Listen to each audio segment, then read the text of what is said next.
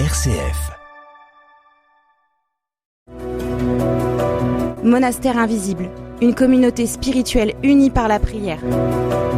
Avec Anne-Marie, Lucie et Colette.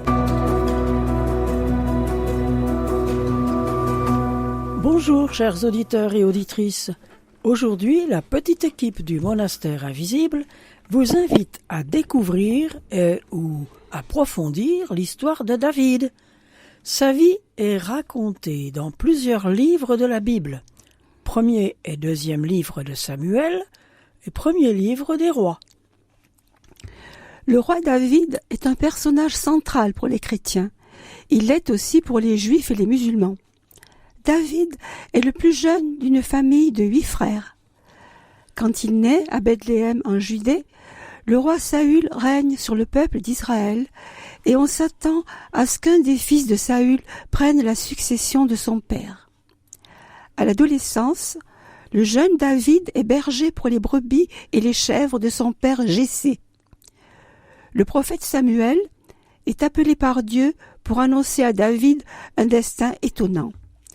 En versant de l'huile sur la tête de David, l'onction, Samuel lui apprend que Dieu l'a choisi pour devenir roi sur son peuple. À partir de ce moment, David est rempli de l'Esprit de Dieu, alors que le roi Saül devient de plus en plus taciturne et tourmenté. Comme il sait jouer de la lyre, le jeune David parvient ainsi à adoucir par sa musique les états dépressifs du roi Saül.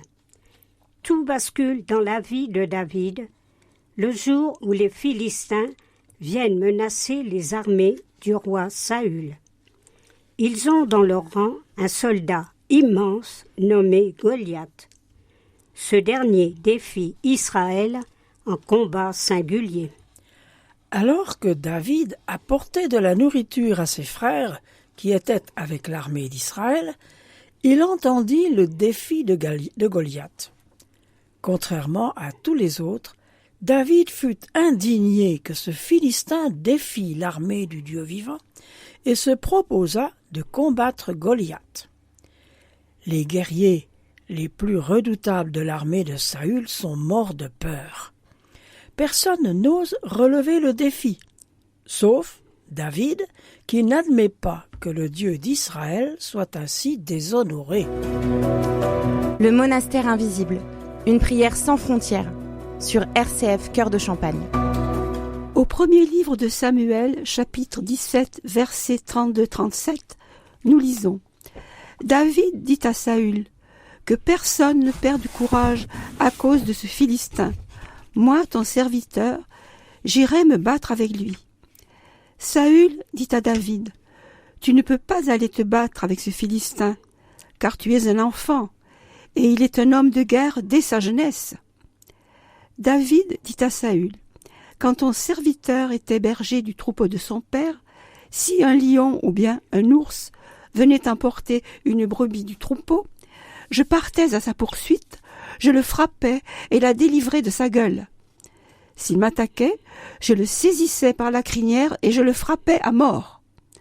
Ton serviteur a frappé et le lion et l'ours. Eh bien, ce Philistin incirconcis sera comme l'un d'eux, puisqu'il a défié les armées du Dieu vivant. » David insista. « Le Seigneur qui m'a délivré des griffes du lion et de l'ours me délivrera des mains de ce Philistin. » Alors Saül lui dit « Va, et que le Seigneur soit avec toi. » Saül revêtit David de ses propres vêtements. Il lui mit sur sa tête un casque de bronze et le revêtit d'une cuirasse. Et David dit à Saül « Je ne peux pas marcher avec tout cela, car je ne suis pas entraîné. » Et il s'en débarrassa. David prit en main son bâton. Il se choisit dans le torrent 5 cailloux bien lisses et les mit dans son sac de berger, dans une poche. Puis, la fronde à la main, il s'avança vers le Philistin.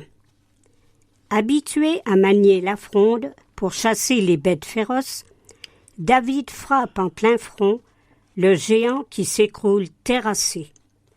Immédiatement, David devient un héros pour tout le peuple d'Israël. Face à Goliath, David se fia à Dieu plutôt qu'à des armes conventionnelles. Le monastère invisible, l'Église dans nos cœurs, sur RCF Cœur de Champagne. Le combat de David contre Goliath va bien au-delà d'une simple histoire de triomphe sous-estimée. C'est un témoignage puissant de la foi et du courage.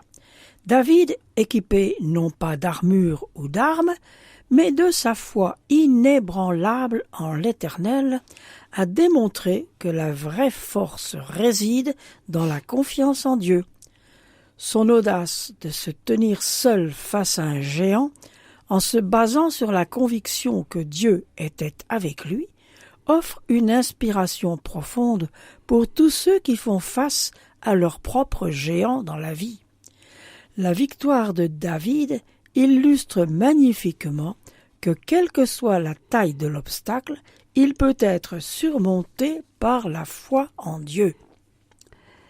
Cette histoire souligne la grandeur de Dieu et non celle de l'homme. David lui-même n'est pas au centre de cette histoire. C'est la puissance de Dieu à travers la foi d'un homme qui est mise en avant. La victoire sur Goliath est ainsi un symbole de la manière dont Dieu peut utiliser qui il veut, peu importe sa force apparente, pour accomplir ses desseins, et David, jeune berger, a affronté le géant Goliath avec une fronde et une pierre, et l'a vaincu au nom de Dieu. Ce récit est une démonstration de la foi et du courage de David face à des obstacles apparemment insurmontables. Nous écoutons le chant « Si le roi David dansait » par la chorale Exultemus.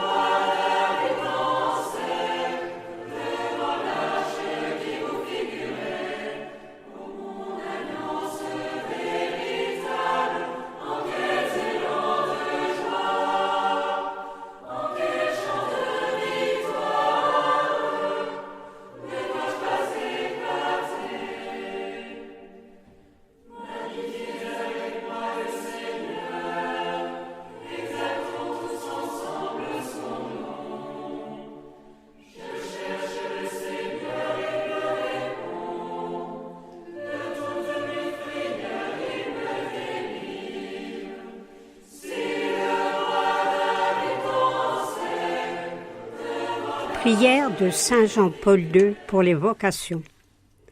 Ô Père, fais que l'Église accueille avec joie les nombreuses inspirations de l'esprit de ton Fils et, qu'en étant docile à ses enseignements, elle prenne soin des vocations au ministère et à la vie consacrée.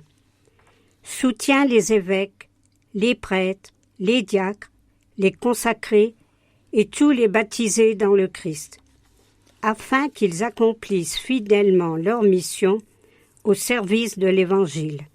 Nous te le demandons par le Christ notre Seigneur. Amen. À la semaine prochaine, chers auditeurs et auditrices, nous continuerons d'approfondir David.